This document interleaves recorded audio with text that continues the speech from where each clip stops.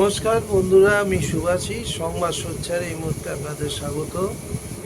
আজকে যে বিষয়টা নিয়ে আপনাদের সামনে কথা বলবো সেটা হচ্ছে সম্প্রতি বাংলাদেশের ঘটনায় আপনারা জানেন যে একটা বিশাল অচলায়তনের অবস্থা সৃষ্টি হয়েছিল এবং সেই জায়গা থেকে বর্তমানে বাংলাদেশে একটি অন্তর্বর্তীকালীন সরকার গঠিত হয়েছে এবং সেই অন্তর্বর্তী সরকারের 18 জন সদস্য আপাতত তারা বাংলাদেশের সমস্ত কিছু ভার সামলানোর দায়িত্ব নিয়েছেন।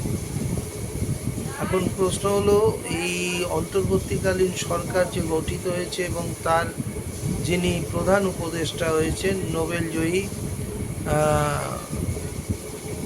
মোহাম্মদ ইউনূস, যাকে বাংলাদেশের সমস্ত স্তরের মানুষ শ্রদ্ধা করে এবং শুধু বাংলাদেশ কেন, বাংলাদেশের বাইরে আমরা ভারতীয়রাও তাকে শ্রদ্ধা করি। সারা বিশ্বের মানুষ তার যে গ্রামীণ অর্থনীতির যে একটা তিনি নতুন দিক তুলে ধরেছিলেন, সেই জায়গায় তিনি যে নোবেল পেয়েছেন তার জন্য প্রতিটি বাঙালি তার জন্য গর্বিত অনুভব করে। এখন তিনি হয়েছেন যিনি নোবেল পুরস্কার জয়ী, তিনি হয়েছেন বাংলাদেশের অন্তর্বর্তীকালীন এই সরকারের প্রধান। ঘটনা হচ্ছে তার শিক্ষাগত যোগ্যতা বা তার অর্থনৈতিক জ্ঞান সে বিষয়ে কোনো প্রশ্ন নেই, কিন্তু বাংলাদেশের রাষ্ট্র ক্ষমতা হাতে নিয়ে প্রশাসনিক ক্ষমতাকে তিনি কীভাবে কতটা দ্রুত মানুষের স্বার্থে ব্যবহার করতে পারবেন। কারণ আপনারা জানেন এই মুহূর্তে বাংলাদেশের চরম মৎস্যন্যায় চলছে, চরম অচলাবস্থা, চরম অচলায়তন চলছে, যেখানে আইন শৃঙ্খলা বলে কোনো বস্তু নেই। বাংলাদেশে এই মুহূর্তে যে পরিমাণ সংখ্যালঘু সম্প্রদায়ের মানুষের উপরে অত্যাচার হচ্ছে, আমরা বিভিন্ন সংবাদ মাধ্যমে দেখছি, বেশ কিছু ভিডিও ফুটেজ যেগুলো আমাদের কাছে এসছে, তা অত্যন্ত শিহরণ জাগানোর মতো ঘটনা, যা বাংলাদেশের এই পট পরিবর্তনে আমরা ভীষণভাবে আশাহত হচ্ছি। প্রথম দিকে ছাত্র আন্দোলনের প্রেক্ষিত নিয়ে আমাদের মধ্যে কোনো সংশয় ছিল না, যেখানে আমরা যারা মানবাধিকার কর্মী, আমরা যারা দুই দেশের ভাষা এবং দুই দেশের সংস্কৃতিগতভাবে সমস্ত কিছুকেই আমরা অত্যন্ত শ্রদ্ধাশীল চোখে দেখি এবং সম্প্রীতির বার্তা নিয়ে আমরা চলি, সেই আমাদের কাছে কিন্তু বাংলাদেশের এই কোটা আন্দোলনটা আমাদের কাছে একদমই অনভিপ্রেত ছিল না, বরং আমরা শেখ হাসিনার স্বৈরাচারী মনোভাবের বিরুদ্ধে বাংলাদেশের মানুষ গর্জে ওঠাটাকে আমরা সমর্থন জানিয়েছিলাম। কিন্তু পরবর্তী সময়ে আমরা যেটা লক্ষ্য করলাম যে এই কোটা আন্দোলনটাকে সামনে রেখে, এই ছাত্র আন্দোলনের মুখটাকে সামনে রেখে কিছু ক্ষমতালোভী মৌলবাদী শক্তি তারা বাংলাদেশে অত্যন্ত সক্রিয় হয়ে উঠলেন এবং তারা যখন শেখ হাসিনা দেশ ছেড়ে পালাচ্ছেন সেই সময়ে তারা বাংলাদেশের আইন শৃঙ্খলায় সম্পূর্ণভাবে নিজেদের হাতে তুলে নিয়ে ব্যাপকভাবে তারা সংখ্যালঘু সম্প্রদায়ের মানুষকে টার্গেট করে তাদের ওপর অত্যাচার শুরু করেছে। এবং সেই সুযোগে এবং শুধু সংখ্যালঘু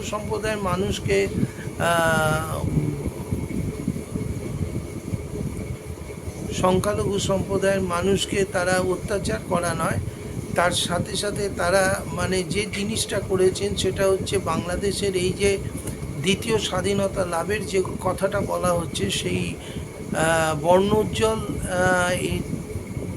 যে এই অভ্যুত্থান, গণ অভ্যুত্থান, সেটাকে পর্যন্ত কালিমা লিপ্ত করেছেন। এবং সেটা কিভাবে আপনারা দেখেছেন, বাংলাদেশের গণভবন লুটপাট পর সেখানে যাবতীয় জিনিস কিভাবে এক শ্রেণীর মানুষ তারা লুট করেছেন। আমরা মনে করি না এটা কোনো বাংলাদেশের সুচিন্তিত সমাজের মানুষদের দ্বারা এই কাজ করা কখনো সম্ভব ছিল। সেখানে এরা যারা করেছে তারা জামাতপন্থী বলে আমরা শুনতে পাচ্ছি।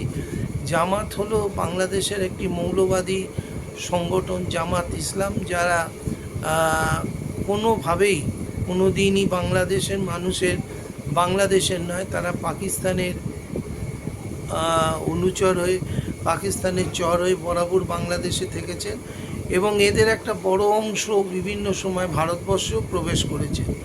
এখন ঘটনা হলো, এই জামাতদের মধ্যে কোনো কালচার নেই, এরা একটা অসভ্য ইতর জাতি বলা যেতে পারে। এদের না শিক্ষা না দীক্ষা, এদের শুধু একমাত্র ধর্মীয় মৌলবাদী হচ্ছে এদের কাছে শেষ কথা। তো এরাই সেদিনকে শেখ হাসিনার ভবন লুট করার পর তার অন্তর্বাস নিয়ে পর্যন্ত তারা যে কাণ্ড করেছেন তা বাংলাদেশের প্রতিটি মানুষের মুখে কালিমা লিপ্ত করেছে। আমি মনে করি বাংলাদেশের যে বর্তমান অন্তর্বর্তীকালীন যে সরকার গঠন হয়েছে, সেই সরকার এদের বিরুদ্ধে উপযুক্ত ব্যবস্থা নেবে। আর যদি সেটা না নিতে পারে তাহলে বাংলাদেশ কিন্তু আগামী দিনে আর কোনো সুশীল দেশ হিসেবে, সুচিন্তিত মানুষের বসবাসের জায়গা হিসেবে কিন্তু আর স্বীকৃতি পাবে না। বাংলাদেশকে মানুষ তালিবানি দেশ বলেই কিন্তু মানুষ চিহ্নিত করবে। একটা জিনিস মনে রাখতে হবে, মৌলবাদী শক্তি আমাদের দেশে, ভারতবর্ষেও কিন্তু আজকে সক্রিয়। হিন্দু মৌলবাদ ভারতবর্ষে সক্রিয়, কিন্তু ভারতবর্ষের মানুষ কিন্তু হিন্দু মৌলবাদকে কিন্তু মাথায় উঠতে দেয়নি। এবারের নির্বাচনে তারা কিন্তু হিন্দু মৌলবাদকে অনেকটাই পরাস্ত করতে পেরেছে এবং তাদেরকে উচিত শিক্ষা দিয়েছে তাদের সংখ্যাগরিষ্ঠতা কেড়ে নিয়ে। তো ভারতবর্ষের মানুষ যদি এটা পারে, তাহলে বাংলাদেশের মানুষও আগামী দিনে পারবে, এই আশা আমরা রাখি। বিশেষ করে যে অন্তর্বর্তী সরকারের উপদেষ্টা হয়েছেন একজন সুচিন্তিত, বিচক্ষণ মানুষ এবং উচ্চশিক্ষিত মানুষ, নোবেলজয়ী মোহাম্মদ ইউনূস। আশা করব তার সংস্কৃতি, তার শিক্ষা বাংলাদেশকে আরও নতুন পথে নিয়ে যাবে, এমন একটি দিশা দেখাবে যেখানে বাংলাদেশ প্রকৃত অর্থেই বিশ্বের কাছে ধর্মনিরপেক্ষ শক্তি হিসেবে একটি বড় জায়গায় থাকবে। আজকে যে সমস্ত সংখ্যালঘু সম্প্রদায়ের মানুষ যারা বর্ডারে এসে আজকে তারা হাপিত্যেশ করে বসে রয়েছে কখন এপারের বর্ডার খুলবে এবং সিল উঠবে, তারপরে তারা বর্ডার টপকে এপারে ঢুকবে। আজকে সেই মানুষগুলোকে ফিরিয়ে নিয়ে যাওয়ার দায়িত্ব কিন্তু এই অন্তর্বর্তী সরকারের। যদি সেটা তারা যত দ্রুত তাড়াতাড়ি করতে পারবে, সেটাই বাংলাদেশের সার্বিকভাবে বাংলাদেশের পক্ষে মঙ্গল, এটাই আমরা মনে করি।